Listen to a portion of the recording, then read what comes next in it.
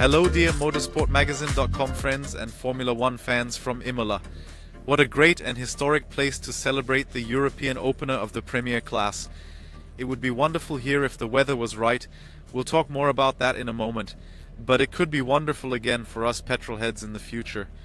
Of course, Formula One is always wonderful, but it could get even better because Stefano Domenicali, the Formula One CEO himself, has given us hope. Hope for better, more beautiful, and above all, better sounding engines. He has now announced to representatives of the Italian press that he would like to have engines that produce a slightly better sound again in the future. That was the elegant way in which Bernie Ecclestone described the sound in 2014 when these hybrid engines arrived as crap. We've lacked that since then.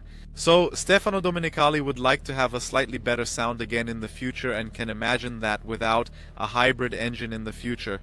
But he also admitted that these are his thoughts, his wishes. However, he has not yet discussed this with the teams and the FIA, but when the Formula One CEO says that, it's something to dream about at least. But in the long term, because we're talking about 2030 at the earliest, the engine regulations for 2026 have already been adopted. It will be a bit better. No, it won't be a nice V10 engine with a displacement of 3 liters, a naturally aspirated engine and a high revving comp Z. No, it won't be that. It will essentially be the current engine just without the MGU-H. That means the sound will be a little better, but we won't be getting that sound back for the time being, so the new engines that Stefano Domenicali wants will be available in 2030 at the earliest. That would kill 2 birds with 1 stone. Because it's not just about the sound that we all miss so much, but also about the weight. This is a major point of criticism from drivers. These engines are the main reason why the weight of the current cars is the way it is. It's not just the engine, it's a whole power unit. Of course, the battery is also involved. And that really adds to the weight, and that could be relatively easily eliminated with such a small engine. But for now, 2026 is just around the corner. Things will be at least a little worse in terms of weight. But more will change in 2026. There will even be a few adjustments to the actual engine regulations in terms of energy management. Are you curious to find out what it's all about? Pick up the latest issue of our print magazine, 96abo.motorsportmagazine.com. There's a very detailed story about the engines for 2026. We spoke to Nicolas Tombazis, the Formula One head of technology. So you can find out everything about the next generation of engines, and in the meantime we're already dreaming about the generation after next. Yes, now we're actually in the right place. Italy, Imola, Ferrari. Yes, Ferrari, this car. It wasn't the most successful Schumacher car of the 2003, but it was clearly more successful than the Ferraris of the recent past. They finally want to pick up where they left off. Will they be able to repeat the victory from Melbourne? Yes, a big update package. We already told you in the last video. It was announced, we've now also seen it. Ferrari has already completed a film day in Fiorano on its home test track, and we were also relatively amazed. The update is a bit bigger, at least visually, than we had actually expected. The sidebox has been rebuilt. It now had an overbite and no longer an underbite. We've already seen this on the Red Bull and the McLaren. That this would actually happen with the Ferrari relatively early on, probably few would have expected that, but that's always the big question. A great visual package doesn't necessarily have to be a great performance package, and that's exactly what Charles Leclerc warned us about today. He said, well, cautiously, even if it looks big, that doesn't mean it is. Of course, Ferrari are hopeful and believe in their own development, but they are dampening the expectations of the Tifosi a little. At the same time, Charles Leclerc also told us that this update has been in the pipeline for some time. So long, in fact, that the weaknesses of the current bulletin were not yet really known. Weaknesses? Probably mainly slow corners. You saw that quite clearly in China in the first sector where you lost 3 or 4 tenths. So it's not yet an answer to these weaknesses, it is a general further development, but of course it always helps, brings downforce and lap time. It's not just Ferrari that has updates in store for the European opener. Red Bull has also announced something, only small. They already got a bigger package in Suzuka. The question for Red Bull is, of course, was Miami a slip-up or is this a turnaround? Has McLaren made up so much ground? I would simply put a huge question mark behind Miami. It was such a strange weekend with the asphalt and the track. That's why I wouldn't take it at face value. And that's why I'm doubly and triply excited about this race weekend here. On the one hand, whether the McLaren package will perform like this again. On the other hand, the Ferrari package. And then, of course, Red Bull, whether they can return to their old strength here. So, it's going to be a really exciting weekend. Of course, the weather could also be an issue. As you can see, there are big puddles here. We had really bad weather yesterday and today. Now the sun has come out. The weather forecast for practice Friday and qualifying day is still good. It could rain again for the race on Sunday. And on the Ferrari side, it's worth mentioning that Charles Leclerc has also got a new race engineer. Xavi, the race engineer he worked with at Ferrari from the start, has been transferred from Ferrari.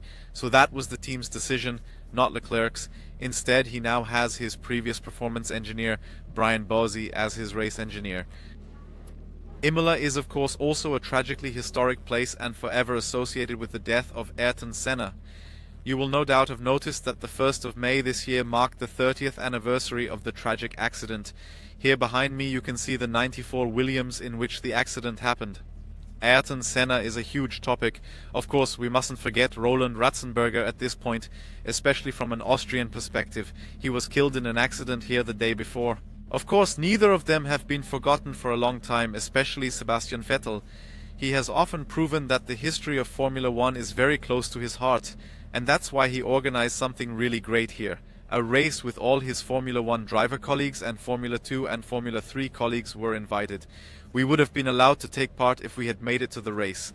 Senna t-shirts were worn. It was a reminder of how important Ayrton Senna was to him. How he was inspired by him. Not personally, of course, but stories from his father. So he also played a very, very important role in Sebastian Vettel's career.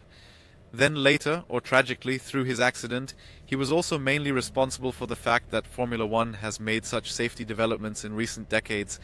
Ayrton Senna is definitely omnipresent here this weekend. Over there is his Noah World. Here is a current mock-up car, if you like, a Formula One show car with the different liveries. McLaren, Lotus, on the other side Tolomet, so nice gestures to see here. Vettel himself will also be driving the McLaren MP4-8 with Ayrton Senna's last McLaren show run. So that's a great thing that Formula One, and above all, Sebastian Vettel have come up with here on the subject of Senna. And you can find out more about 30 years on our talk channel, because I spoke at length with my colleague Roger Benoit, who was there back then, today in Imola.